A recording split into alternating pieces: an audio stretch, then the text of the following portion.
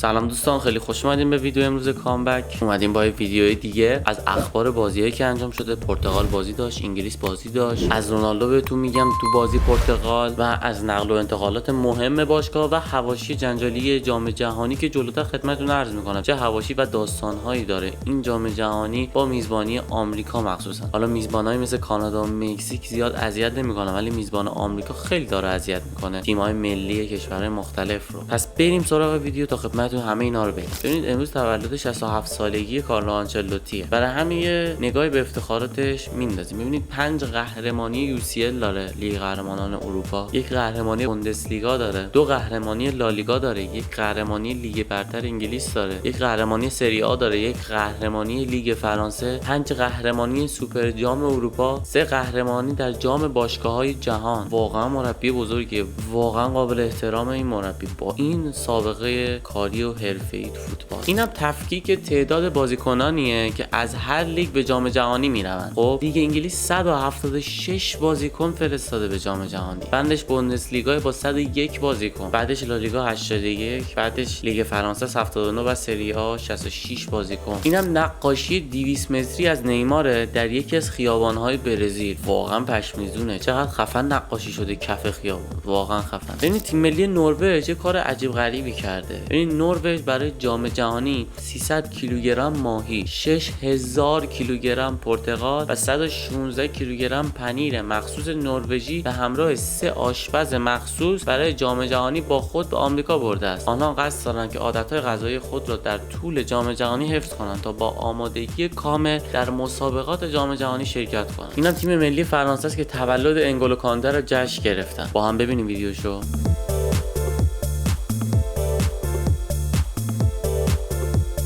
خروس‌ها در راه جام جهانی. تیم ملی فرانسه برای جام جهانی راهی آمریکا شد. ببینید پس از 2 بازی دوستانه هلند و ازبکستان، ویرجیل فندایک پیراهن خود را به فابیو کاناوارو سرمربی ایتالیایی ازبکستان هدیه داد. اینم عروسک نماد جام‌های جهانی مختلف از سال 1996 تا 2026 که یه جور فرهنگ تو جام جهانی. ببین این سوپر گلی که براتون میذارم که رونالدو به ثمر رسونده که مقابل الخلیج زده شده، به عنوان برترین گل فصل 2025 و 2026 لیگ عربستان انتخاب شده و واقعا گل شاهکاریه. ببینید زمان معارفه ژوزه مونیریو در رئال مادرید هم مشخص شد. ببینید رئال مادرید شب گذشته میزبان نشست طولانی مورینیو و هیئت مدیره بود تا برنامه‌ریزی فصل جدید آغاز شود. دیشب اولین جلسه رسمی بین مورینیو و تیم مدیریتی رئال مادرید برگزار شد. این نشست که به گفته فابریزیو رومانو چند ساعتی طول کشید، محور اصلیش بررسی وضعیت بازیکنان و استراتژی فصل آینده بود. مورینیو که قرارداد 3 ساله‌اش را با رئال امضا کرده، در این جلسه فهرست بازیکنان مورد نظر و همچنین کسانی که در برنامه‌هایش جایی ندارند را با مدیریت در میان گذاشت. پیش از این گزارش شده بود که او فهرست 6 نفره‌ای از بازیکنانی که علاقه‌ای به همکاری با آنها ندارد را تهیه کرده است. در مورد معرفی رسمی مورینیو به رسانه‌ها و هواداران تصمیم گرفته شد این رویداد به ماه جولای موکول شود. دلیل این تأخیر احتمالاً پوشش رسانه‌ای جام جهانی است که در حال حاضر توجه همه را به خود جلب کرده است. در همین حال رئال مادرید در بازار نقل و انتقالات نیز ابراهیم کناته و دنزل دومفریز در پایتخت اسپانیا هستند. پرونده آلوارز به بنبست خورده و پرز همچنان در انتظار فرصت مناسب برای معرفی کهکشانی مد نظر خود برای هواداران است. درباره آقای خاص بد نیست به این نکته اشاره کنیم که طبق گزارش اسکای اسپورتس قرار است مورینیو 5 مربی را به مادرید بیاورد تا آنها به او در رئال کمک کنند. این هم سلطه آدیداس بر جام جهانی 2026. در میان تمام برندهای تولید کننده لباس تیم‌های ملی، آدیداس بیشترین نماینده را در جام جهانی 2026 خواهد داشت. این جام جهانی 2026 قرار است رکوردهای زیادی را جابجا کند. با افزایش تیم‌های حاضر در مسابقات، مجموعاً 1248 بازیکن از سراسر جهان پیراهن کشورشان را در بزرگترین رویداد فوتبالی ملی دنیا بر تن خواهند کرد. ببینید دیشب دو تا بازی مهم داشتیم. اولین بازی بین پرتغال و نیجریه بود که تیم ملی فوتبال پرتغال در آخرین بازی آماده سازی برای حضور در جام جهانی 2026 در ورزشگاه دکتر ماگالا اش پسوا با نتیجه 2-1 از سطح نیجریه گذشت و روند شکست ناپذیری خود را به 5 مسابقه افزایش داد. کریستیانو رونالدو از همان دقایق ابتدایی چند بار دروازه حریف را تهدید کرد، اما در استفاده از فرصت‌هایش موفق نبود. بهترین موقعیت او در نیمه نخست زمانی رقم خورد که در موقعیت تک به تک قرار گرفت، اما ضربه‌اش را راهی به چارچوب پیدا نکرد. پرتغال در دقیقه 25 به گل نخست رسید،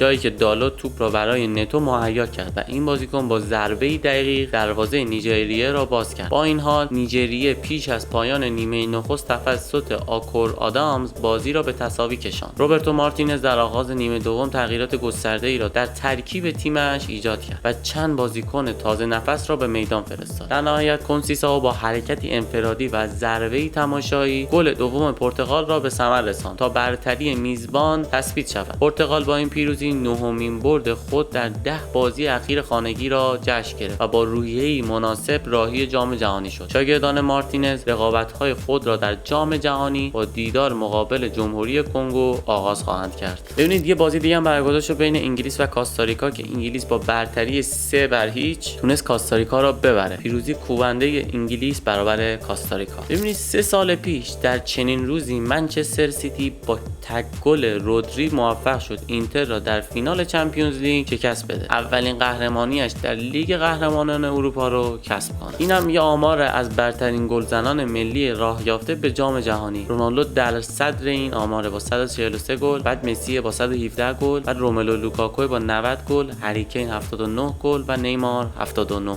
لیونل مسی هم یه صحبتی داشته، گفته من به هر چیزی که می‌خواستم رسیدم. پس تو این دوره جام جهانی می‌خوام سعی کنم با آرامش بیشتری بازی کنم و لذت ببرم. گرچه ما همچنان تیمی با روحیه جنگندگی بالایی داریم و برای قهرمانی تلاش می‌کنیم. یه خبر خیلی فوری هم اومده، این که جرمی دوکو دیروز کمتر از 1 ساعت پس از شروع تمرینات تیم ملی بلژیک به دلیل مصونیت تمرینات رو ترک کرد و تا حالا خبر رسمی نیومده که مصون شده یا حالش خوبه، میتونه به مسابقات جام جهانی برسه یا خیر. دی پاول هم صحبتی داشته، گفته که مسی ستون تیمه، او پرچم آرژانتینه، ما پشت او هستیم و میریم جلو، ما میخوایم او با تیم باشه و دوباره قهرمان جهان میشه. یه هواداری بود که به خاطر نوشیدن 32 بطری آبجو از کشورهای مختلف در جام جهانی مشهور شد. الان دوباره برگشته، این بار او 48 بطری از هر کشور حاضر در جام جهانی 2026 رو داره و برام سواله که ایران که آبجو نداره. اینم میراث خانوادگی سیمونه و پاز. 28 سال بعد از جام جهانی 1996 پسران دیگو سیمونه و پابلو پاز در جام جهانی 2026 برای آرژانتین به میدان خواهند رفت. ببینید در 22 دوره جام جهانی تمام تیم‌های قهرمان با مربی با ملیت خودش توانسته به قهرمانی برسه. اسکالونی این سنت را در جام جهانی 2022 قطر ادامه داد و آرژانتین را به سومین ستاره خود رساند. آیا این روند در سال 2026 ادامه خواهد یا شاهد اولین مربی خارجی خواهیم بود که جام جهانی را فتح می‌کند؟ اینم استقبال بی‌نظیر مردم سومالیه از عمر عبدالقادر، داوری که اجازه ورود به آمریکا به او داده نشد ولی الان وارد آمریکا شده برای داوری بازی‌ها. این خبر رسمی و مهم هم داریم، اینه که اتحادیه فوتبال اروپا به صورت رسمی اعلام کرد که ورزشگاه نیوکمپ خانه باشگاه بارسلونا میزبان دیدار نهایی لیگ قهرمانان اروپا در سال 2029 خواهد بود. تصمیمی که باعث می‌شود این ورزشگاه برای سومین بار در تاریخ میزبان مهمترین مسابقه باشگاهی فوتبال اروپا شود. بر اساس برنامه‌ریزی اتحادیه اروپا فینال سال 2027 در ورزشگاه متروپولیتانو خانه اتلتیکو مادرید برگزار خواهد شد و فینال سال 2028 نیز به ورزشگاه آلیانز آرنا شهر مونیخ سپرده شده است. به این ترتیب پس از 2 فینال در اسپانیا و آلمان، فوتبال اروپا در سال 2029 بار دیگر به شهر بارسلونا و ورزشگاه تاریخی نیوکمپ باز خواهد گشت. خشونت تمام نشدنی میزبان جام جهانی. برخورد عجیب پلیس آمریکا با هواداری که در بازی اکوادور و گواتمالا وارد زمین شد و اعتراضات شدید بازیکنان رو در بر گرفت. آخرین جام جهانی رونالدو 41 ساله میتواند هم فرصت باشد هم تهدید. مرور اتفاقات ادوار گذشته جام جهانی به خوبی نشان میدهد همانقدر برای موفقیت در این تورنمنت سوپر استارها و ستارگان پرشمار مهم هستند. آتش و ولع پیروزی و کامیابی نیز اهمیت دارد. طبق شواهد شاید در مسابقات 2026 هیچ تیمی به اندازه پرتغال میل قهرمانی ندارد و اروپا این روزها حسی را تجربه می‌کند که آرژانتین در جام جهانی قطر از سر گذراند و از اولین حضور ناورها در جام جهانی 60 سال می‌گذرد و این تیم قرمز پوش قرار است تا چند روز آینده برای نهمین بار در مهمترین رویداد فوتبالی جهان توپ بزند و برای رویای بزرگش به معنای واقعی کلمه بجنگد. ببینید این هم یک گزارش تصویری از آماده سازی ورزشگاه‌های میزبان جام جهانی در آستانه افتتاحیه بازی‌های این جام. مونیریو خداحافظی داشته با باشگاه بنفیکا و یه صحبتی کرد. گفته که از همه ممنونم. از رئیس باشگاه روی کاستا برای فرصتی که به من داد تا در خدمت بنفیکا کار کنم تشکر می‌کنم. نمایندگی این باشگاه برایم افتخار و امتیاز بود. به بازیکنانی که افتخار همکاری با آنها را داشتم صمیمانه‌ترین تشکر و آرزوی پیشرفت شخصی و حرفه‌ای را تقدیم می‌کنم. این باور را با خود می‌برم که در بسیاری از لحظات رابطه‌ای ماندگار ساختیم. بازیکن بهتر در یک روز، بازیکن بهتر برای همیشه. اینم یه حادثه عنکبوتی در بازی مجارستان و قزاقستان. سقوط دوربین اسپایدر بعد از دود کردن. اون فیلمبردار پایین شانس آورد دوربین رو سرش نیفتاد. نزدیک بود رو سرش بیفته دوربین به اون سنگینی. ببینید اینم تصاویری از تمرین دیروز تیم ملی ایران در تیخوانا هستش. اینم ویدئویی از دیدار بازیکنان تیم ملی ایران با هواداران در مکزیک. با هم ببینیم ویدیوشو.